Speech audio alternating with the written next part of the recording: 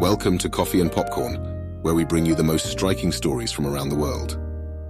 In today's video, we'll be covering the story of a Redditor who thinks his girlfriend had a threesome with another one of their friends. Did this really happen though? Or is it all in his head? This has been an ongoing saga for 2 weeks. I've been with my girlfriend Jane for 3 years. We bought an apartment together and moved in earlier this year. And until recently, our relationship's been healthy. And before all this stuff went down, I was pretty set on marrying this girl. A couple of weeks ago, Jane went to a bar with Ashley, a longtime friend of ours. For context, me and Jane knew Ashley before we started dating. I didn't go to the bar myself that night because I work on the weekend, and decided that having a hangover wouldn't be worth the pain. On a Friday night, my girlfriend crashed at Ashley's place and came back home the following day, which isn't out of the ordinary, just in case you're wondering. Fast forward to Sunday evening, and I'm driving back home from work when I get a call from Ashley. She proceeds to tell me that on the Friday night they went out, her and Jane took some, let's call them happy pills, and they were given to them by a guy named Ben. After that, they all went back to Ben's apartment and had a threesome. Ashley was telling me this while crying and apologizing, saying she was too messed up to realize what they were doing. She was very sorry for what happened. Meanwhile, I couldn't and still can't really digest what she told me. I got home and confronted my girlfriend, and she told me it was a lie. She claims that while they did go to Ben's apartment, it was only Ashley who took the happy pills and then proceeded to have sex with Ben. While this was happening, Jane said she was sleeping in the living room. She claimed that once Ashley and Ben finished, they both went back to Ashley's place. So I asked my girlfriend, "Why didn't you tell me you went to Ben's apartment?" And she just said it wasn't relevant because they were only there for an hour and that I didn't ask how her night went, which personally I don't think is a reasonable excuse. I told Ashley about this, and she was adamant that Jane's the one who's lying. I've reached out to Ben multiple times to ask him what happened, but he's left me on red. For further context, I hardly know him. He's basically a friend of a friend. Him ghosting me, though, makes me more suspicious of Jane. And on top of that, I'm not sure why Ashley would lie about something like this. I've known Ashley for ages, and we've never had drama. Plus, she's best friends with Jane, they're practically inseparable. I asked Jane why Ashley would make this up, and she responded, because she's crazy and embarrassed. Since all this unfolded, I've been staying with my parents until I sort it out. I also reached out to a few close friends who were at the bar that night, but nobody has any relevant information to share. I've spoken at length with Jane, who's very distraught and angry that I'm letting a lie destroy our relationship, and Ashley, who's since given me more details about what happened that night. I'm not sure how to deal with this and how I can possibly find out the truth, short of confronting Ben in person. I don't really want to do that though because I'm worried it'll escalate to violence on my part. I also don't really know anything about him. I've basically attached my life to Jane. We share an apartment, finances, and friends, so I'd find it difficult to break things off with her, especially since she's claiming that nothing happened. Are there any questions I can ask? Any avenues I can go down to figure this out? The situation's killing me. I just want to know the truth before I make my next move. This is quite a tough spot to be in, and speaking as someone who doesn't know anyone involved, it's hard to determine what really happened. So all I can do is make an assumption based on what OP shared. If I had to guess though, I'd say that Ashley's telling the truth, and something did happen that night. If OP's partner didn't fail to mention what went down on this eventful night at the time, or at least the following day, I might have given her the benefit of the doubt. It seems strange to me that all this was happening, but she didn't think to share it with her partner. Towards the end, OP said that Ashley shared even more details about that night with him, but his attachment to Jane is making it difficult for him to process it or break away. Outside of all this drama though, I'm a huge advocate for people not putting themselves in situations that could lead to cheating. When you're with someone, you have to be aware of the things you do and how they might come across to your partner. I would never advise someone who's in a relationship to sleep over at a friend's house of the opposite sex, even if nothing's going on. It's this sort of behavior that will introduce an element of doubt into your relationship. Also, much like OP's situation, when alcohol gets involved, people end up doing things they never thought they would. Let's find out what's being said in the comments section. Flaky Ad says, she said that she didn't think it was relevant because they were only there for an hour and that you didn't ask how her night was. I mean, come on.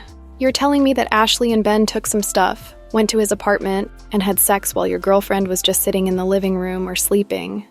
And during this time, she didn't think to text her boyfriend about what was happening. Instead, she immediately fell asleep and was woken up when Ashley and Ben finished, and that was it. She's digging herself into a deeper hole. It just makes her look worse. On top of this, Ben not responding is another weird factor. If this didn't happen, he would have no reason to leave you on red. There's nothing to think about, no reason to come up with a response, nothing to wait for. The answer is just no. Ben might be waiting to make sure his story lines up with Jane's so that he doesn't ruin her lie. For example, if he messaged you back saying, "No, she stayed out with such and such at the bar," you'd know it was a lie, so he might be trying to get his story straight with Jane. Why Howe says, your girlfriend's not a responsible partner. People who value the trust and comfort of their significant other don't accompany other people to do drugs, have sex, and then hide it.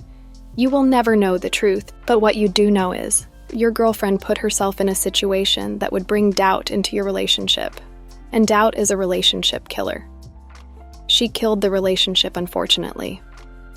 There was a rabbit hole of comments on this story, so I wouldn't be surprised if a few conspiracy theorists got in on the action. Some Redditors have suggested that Ashley's lying because she wants to break up OP's relationship. While this is possible, I'm not quite buying it. If Jane was more forthcoming about what happened that night, before Ashley told OP about it, she might have been able to convince me. Between Jane omitting information and Ben avoiding OP, it's likely that something went down that evening. I've been with my fiancé for 10 years, and we've been engaged for 4. We have 5 children between us, and 2 of them we had together. We had the most amazing relationship, believe it or not, and I thought the honeymoon phase would never end. But it all came crashing down last year. In October of 2022, we lost our family home. The landlord had to sell because of a family issue, and we weren't in a position to buy. This was very stressful, and we ended up living with my partner's mom for a month before moving into a temporary accommodation. During December, my fiancé started going out all the time, and she'd be out all day with her friends, and sometimes she'd be out all night too. During this time, I was at home with the kids. One day, I'd had enough and decided to talk with my partner about her always being out. During the talk, she said that she wasn't happy and hasn't had feelings for me for the past 1.5 years. She said it was over, just like that. Christmas was awful. I can't express how much I struggled. I was very low.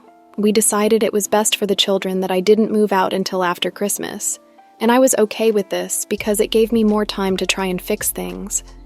In January, things started to change dramatically. I was allowed to sleep in the same bed as my fiancé, and we were flirting again. We were getting back to how we used to be. I thought that whatever was going on was just a blip in our relationship. A blip that made us stronger. I was so wrong. One night she went out with a friend and didn't get home until 3:30 in the morning. I ended up carrying her to bed, and on the way up she told me that she loved me. I was so happy. I came down to lock the door and her phone was going off. I checked to see who it was, and it was Michael, one of our friends. Why was he trying to get hold of my fiancé at 3:30 in the morning? I opened the message and my heart was in my mouth. He messaged my fiancé saying he was worried about her and to let him know when she got home. He even called her baby, followed by 8 kisses. I needed to know more. I mean, maybe he was just drunk. I didn't have enough evidence. I replied to Michael, pretending to be my fiancé, and then it all came out. The next morning, I approached her about it, and she denied everything until I told her that I spoke with Michael and that she should check her messages. After that, she broke down. She didn't tell me everything to start with. A lot of it I found out after, but in a nutshell, the move made her depressed, and Michael saw this as an opportunity to take his shot with her. They kissed in a bar and then went back to his house to have sex. She continued meeting up with him behind my back while I was home watching the kids. She even boasted to her friends about starting a new relationship with him. When I spoke with her about it, she was devastated. She said that they ended things over the new year, realizing what she did was wrong. She claims to have regretted it instantly. She begged me to give her another chance, to take things slow, no pressure, just to see where it goes. I've already walked away from one relationship with children involved, so I really don't want to walk away from this one. I love her more than anything, but I also hate her for what she's done. It's not just what she did, it's how she did it. She's been remorseful, she's shown regret, and she's followed the How to Show You're Sorry handbook perfectly. She's gone above and beyond to try and put things right. And she's also never got angry whenever I've needed to ask questions, no matter what I ask. And believe me, I wanted to know every detail. I really want this to work, but I can't get the visions of her and Michael out of my head. It's been almost 5 months, and not a day goes by that I don't think about it. Sometimes I get annoyed and go quiet. Sometimes it gets so bad that I can't even look at her. Sometimes we can't sleep together because I don't want to see her naked, yet there are other times when we're closer than ever. I spoke to her today about how I feel, because it's only fair that I'm honest about my feelings towards her. I told her that I don't think I'll ever be able to fully commit to the relationship because of what happened, and said that she's gone through the daily punishments without ever saying anything. She said that she feels like I'm punishing her every day, over and over again, but still she wants to keep fighting for us, even if it takes me a year or more to get over it. But that's the issue, I can't get over it. I want to, but I can't. I've booked sessions with a therapist, so maybe that'll help, who knows. Ending this relationship will break my heart, and it'll be awful for the kids. But a big part of me wants to end things and walk away. Too much damage has been done, and I don't want to keep punishing her. It's unfair to her. Does it get easier? Is it possible to forget? Can I stop the visions and the anger? Please tell me that I'm making a mistake by walking away. I really don't want to, but I can't live like this. Sadly, this relationship is most likely done. As painful as it'll be for OP, I don't see a way for him to fix it. Judging from how he's described the situation and what's happened since, he'll never be able to fully trust his partner again. I won't lie. When she said that she immediately regretted what she did, I was triggered. Cheaters only say things like that when they've been caught.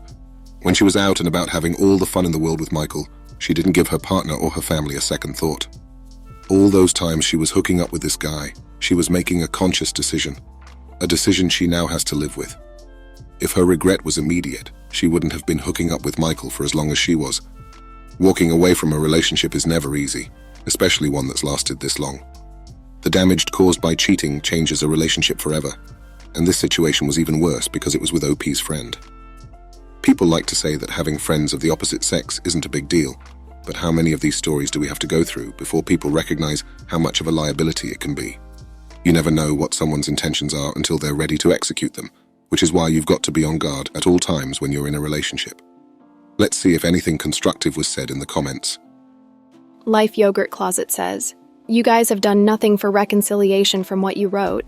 She slept with your friend, bragged and boasted about it to her social circle. No one wanted to help you. She ran your name through the mud and made you a walking joke.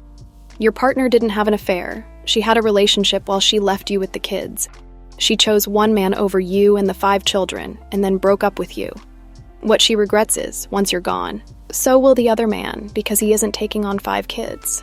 Now your prize for your pain is a woman who came back to you because the other man didn't want her life in his hands." Orion Decline says, "You should go. She didn't end things in the new year. How do you explain things? Because in January, she's still all lovey-dovey with him.